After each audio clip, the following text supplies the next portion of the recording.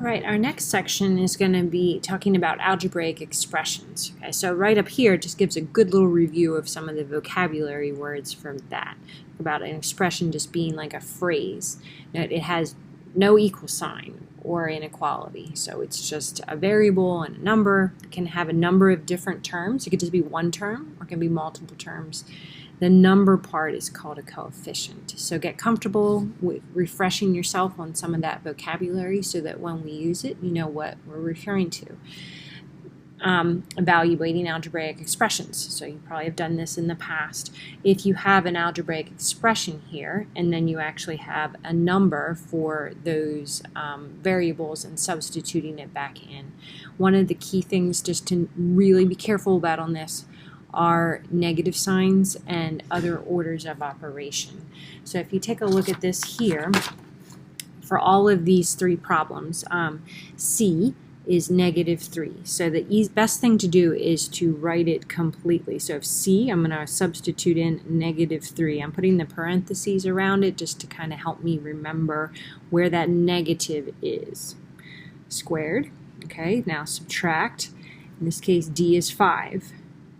So 5 squared. Picked this one in particular because it gives two different cases of how to apply negatives and these squared things. So -3 times -3 is 9.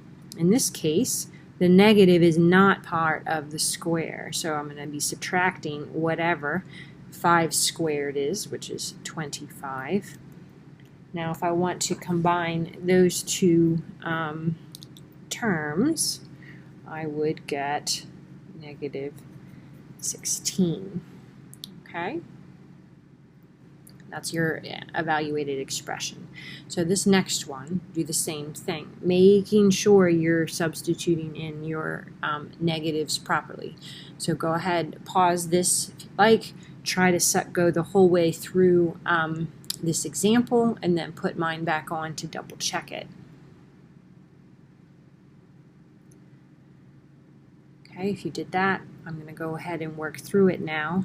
I'm going to substitute -3, put 3 minus D is 5, subtract, my C is -3. Again, I'm putting parentheses around so I properly work through that negative, and square.